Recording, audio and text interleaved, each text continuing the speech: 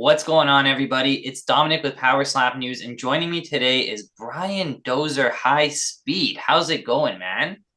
Man, it's going great. It's going great. Did How are I you but doing? did I butcher that right now? Is it Bryan High Speed Dozier? It's however you want to say it. High speed is a family nickname. It can go at the beginning, the middle, or the end. Okay, I don't want to butcher that. I said it, and I'm like, wait a minute, maybe that was a middle. It's some people go with the middle. I think the middle sounds nice over like intercoms and speakers and stuff, but if just in a conversation or introductions, it doesn't even. I'm not going to complain about that. Okay, because I know if you're Jesse Nutting, you don't want Busta to come at the end. It has to come in the middle. Jesse has the best nickname in the business. He's one of the greatest guys in the business, so he deserves it. Everyone says that, man. Everyone I talk to says Jesse's one of the nicest guys. When I met him, such a nice guy. I'm not gonna give away too much. I don't want to get him into trouble, but he hooked us up. It was super awesome of him. Jesse's a nice guy. But let's talk about you, man. What made you enter PowerSlap, right? Because you're coming in on the second batch of fighters. That means you saw it. You saw this chaos. You saw this crazy sport, and you said, "I want in." Oh yeah, definitely. It's funny because in my family, if you were to ask them like if there is any type of combat sport that Bryan would get into, what would it be? And then they saw this before I said anything, they'd have been like that. They'd have been like that for sure is him.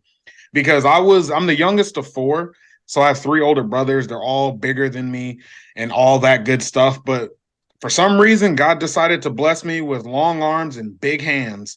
So my way to fight back was always slapping. I was always swinging and just, swinging for the fences. It's something I've had in my nature to do, I guess you could say.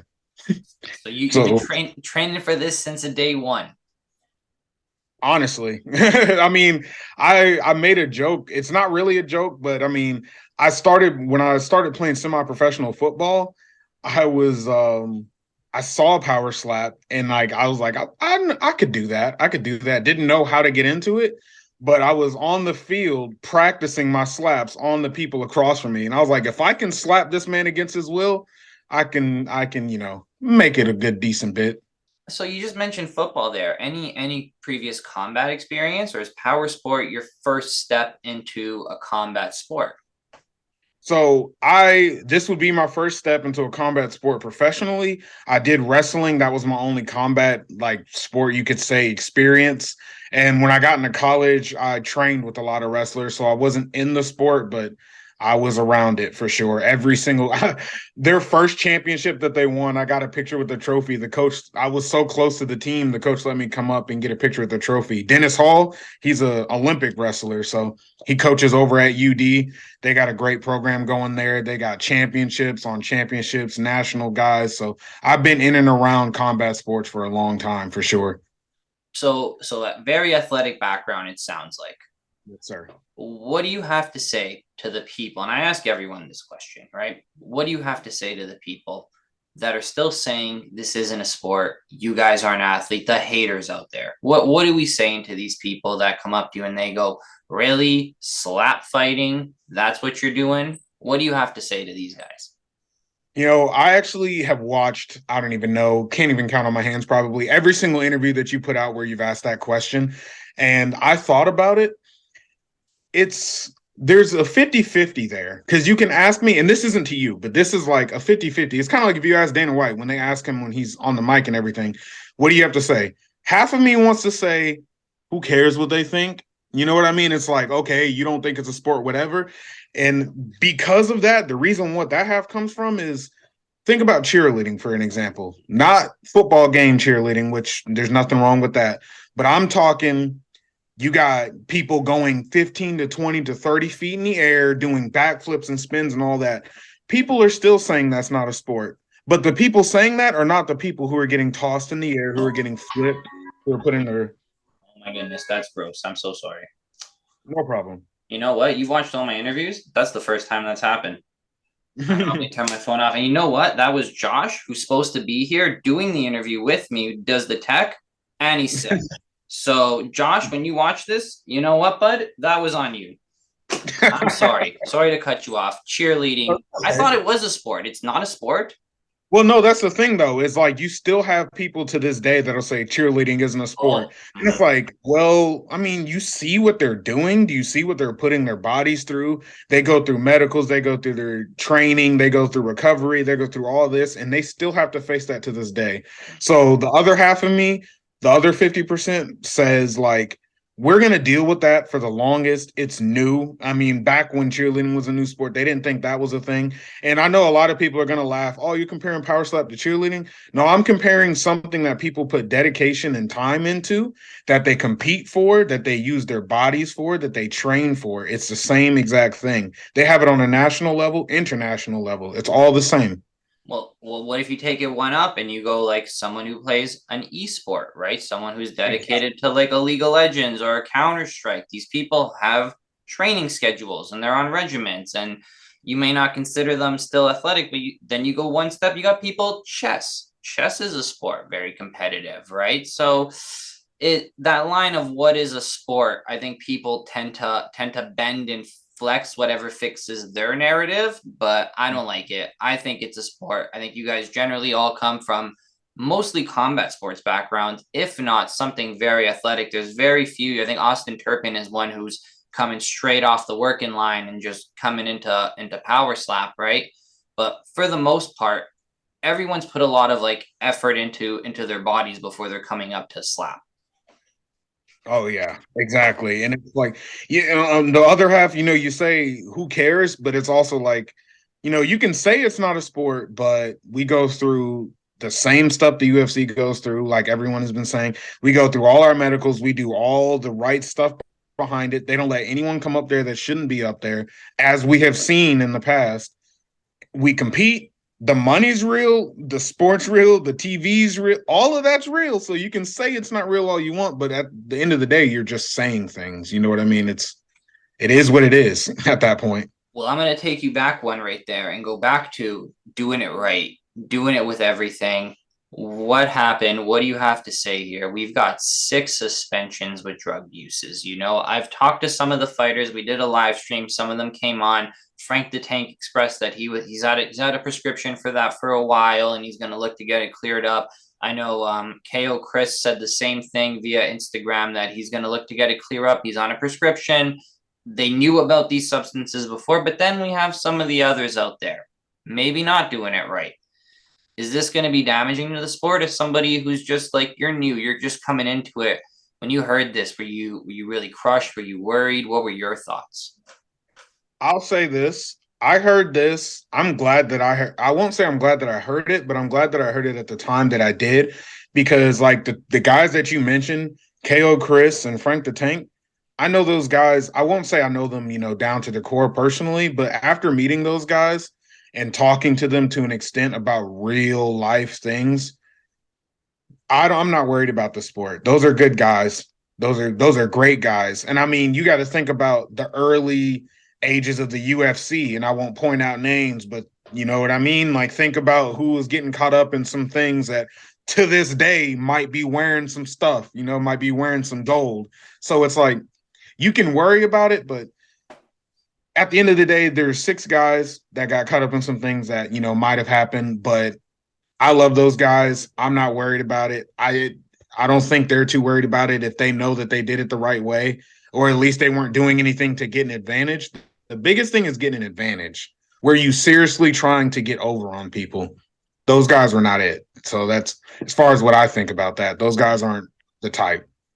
Yeah, going back to those early days of UFC, right? We're never gonna see like an Uberim versus Lesnar again, like those were some interesting days back in the day. It's kind of good we don't have any of those days in PowerSlap. We're starting it off real, like you said. People that aren't supposed to be up there aren't making it up there. The filter is filtering out the has-beens and has-nots real quick in this sport. On that note, I want to ask you, Ryan's telling me, speaking very highly of you, right? I'm asking Ryan, like, who are you looking out for? Are these new cats? Like, who's gonna shine? He said high speed. That's the guy you want. Look for him. Now I got you here. What are you doing, man? Is this gonna come to fruition? Are you out there right now getting like fully ready for this? Like, are you training with Ryan? Like, what are you guys doing? How are you getting ready for this? I think honestly, in my phone, I don't think there's anybody I've talked to since back in March more than Ryan. Period. Like point blank on the phone, texting, messaging, anything. There isn't anyone I've talked to more than Ryan. From the day that I got back here till now, I have every single day gotten a little bit of advice or a little bit of something from him. And I've asked questions. You know, he's been there. Like, I mean, I don't even know the word to explain it, but that that's that guy. Ryan is that guy. He is the guy. And I really do truly appreciate him because he wants the best for me and he's showing me how to want the best for myself within the sport. You know, I equate it to being like when Kyrie Irving got drafted to the Cavs and then LeBron came through. It's like Kyrie was good without LeBron, but then LeBron came and now look at Kyrie. I get he's, going through some stuff, but there's not many better than him. You know what I'm saying? And that's because of the influence he had over him joining the league. So I equate it to something like that for sure. So, especially if he's from Ohio. well, I want to ask you now. He's got some beef going right now with a certain someone out there, right? It's they've been calling it's the milkman versus the meatball. We got happening. It's kind of entertaining. It's kind of funny. What are your thoughts on this? That's your boy out there. I'll tell you this. You can slap me, you can punch me, you can kick me, you can tear me down as much as you want. Cool. The second you come after my family, I'm coming for your soul. So that's what I say about that. Plain and simple. You can come after me all you want because then whatever. I've been bullied my whole life. Who cares? I mean, you can say whatever you want to me.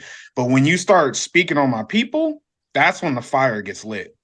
For me, I'll fight harder than I ever have if you start speaking on my people. So if we ever see this matchup in the future, it's going to be sparks flying on the weigh-in, sparks flying at the coin toss. Is this going to be one of you've got like a Conor McGregor Khabib coming up here? I would honestly, I would consider it like, yeah, you could definitely say that. You could definitely say that because anyone who knows me personally knows I bring that energy when it's needed, when it's not needed. Energy just flows out of me.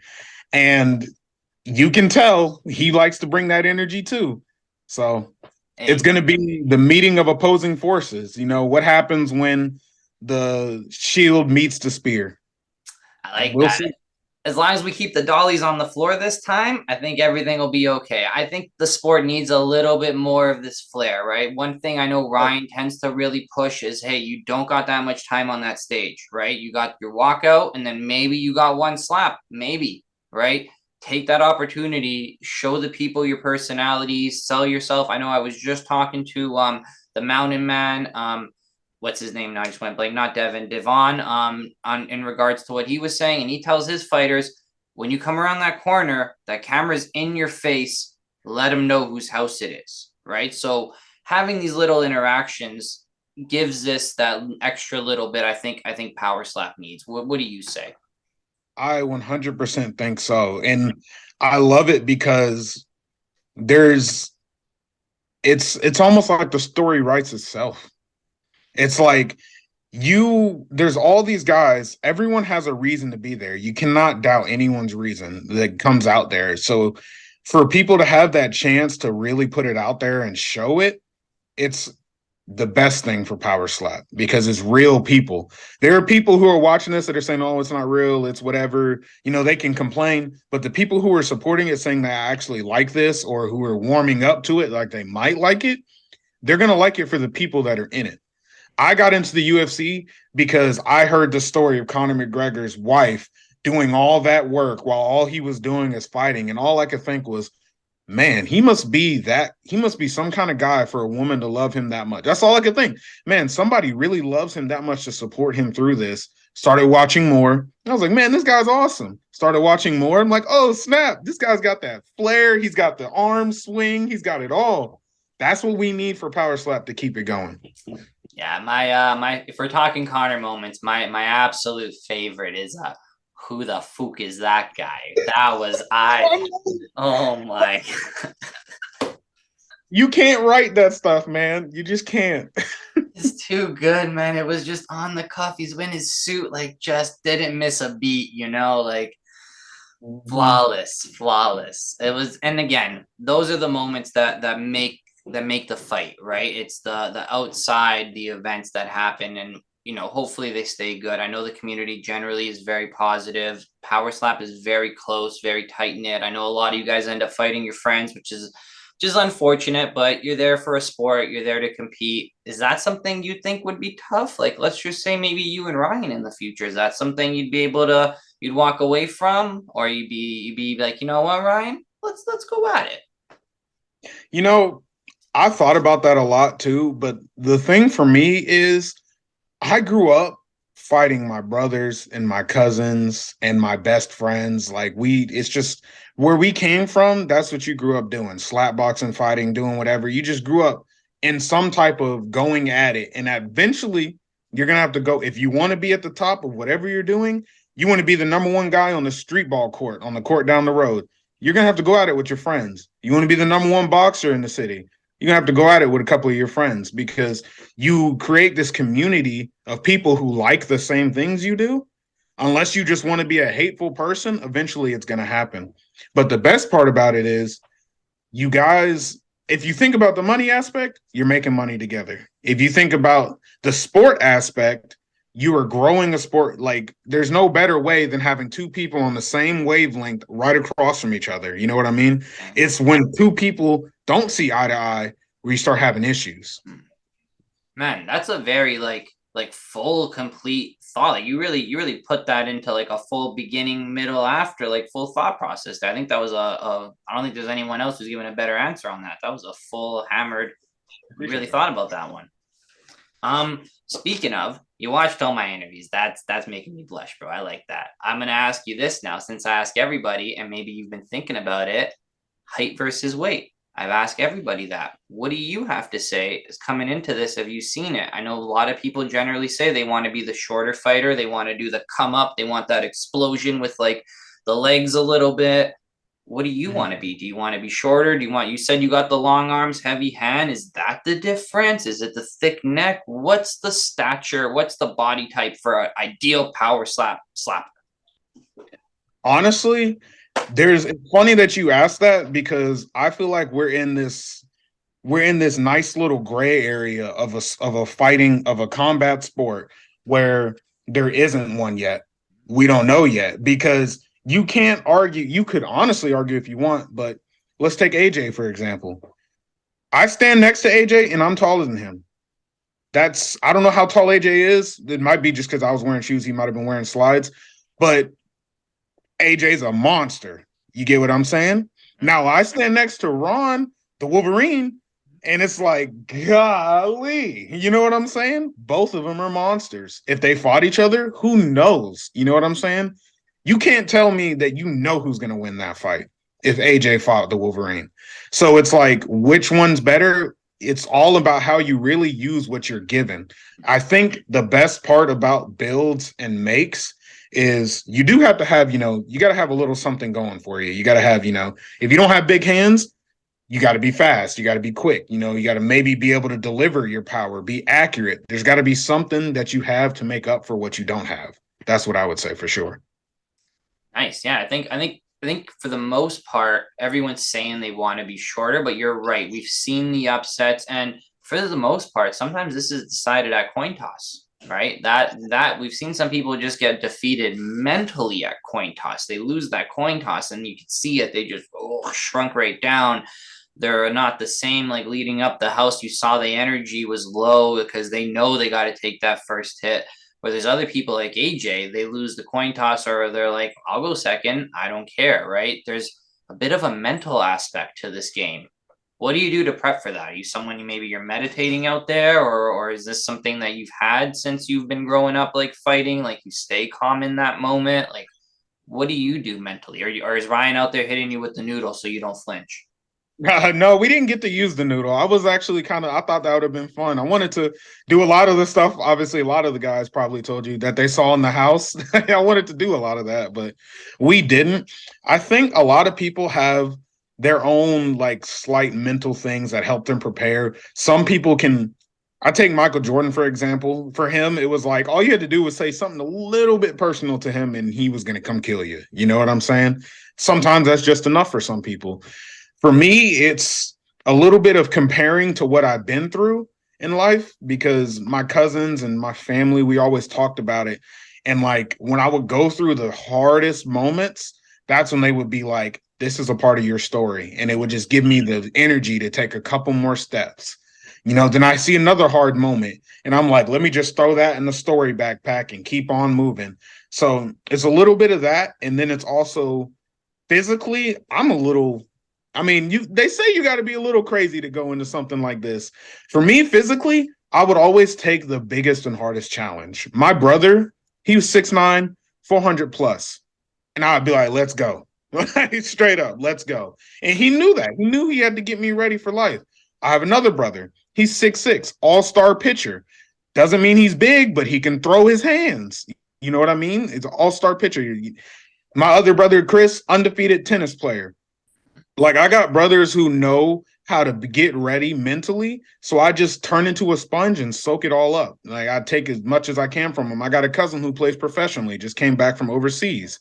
Like I get from them what I can and I take it in and then make it my own. And it's been working for me so far. That sounds like a very awesome network to have, not only to like train through all these different means, right? Go throw some pitches, go do this and like work on muscles. Like everyone's kind of got their own little thing, but you also sound like you got people that have done this kind of like professional pro sports path and before. So like for you, I think having that is going to be an advantage a lot of people don't have. You're going to not have to worry about maybe like some of the background aspects, maybe like contracts, whatever. There's people out there you can ask this, cousin Billy, brother this, whatever, because you got that team. Is that going to be a little bit of stress off your brain that's going to help you kind of focus on the upcoming matches or the upcoming slaps?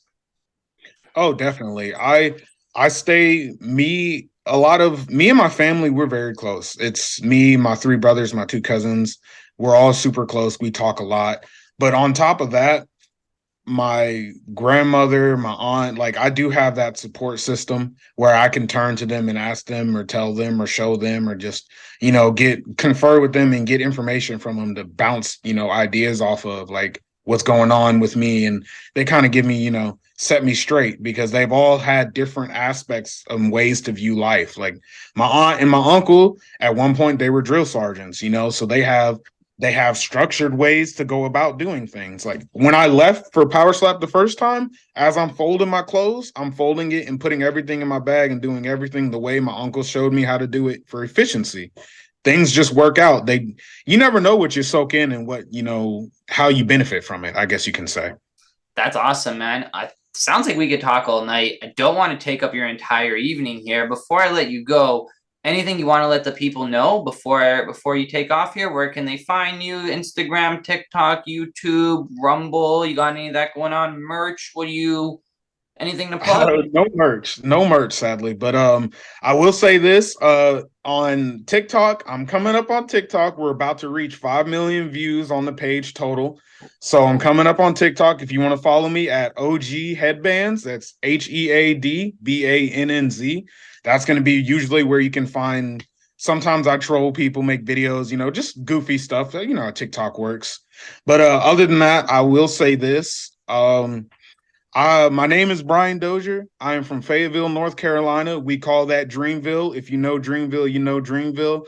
And get ready. That's all I got to say. Get ready because there's some mouths to get zipped shut. I'll say that. Man, you seem excited. You seem like you're a lot of fun. We can't wait to see you slap. I'm going to be in Vegas for the upcoming event. Hopefully you're there. Hopefully we can do this in person. That'd be super fun. That'd be super awesome. Thank you so much for your time, man. I'm going to hit you up for all the links, people. You can check them out in the description. They're going to be down there below.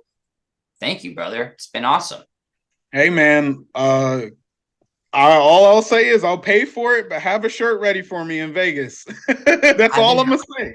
Everyone's been telling me they want a hat or a shirt. I'm going to get my best. I'm going to come out there with a bunch of hats and shirts. I'm poor, but I'm going to do my best to get as many of them made as I can, man. No, I want all you guys wearing. Last time I came out with stickers, I'm gonna come out with stuff for you guys. Don't worry. Hey man, I appreciate it. I appreciate it. Thank you so much. Thank you.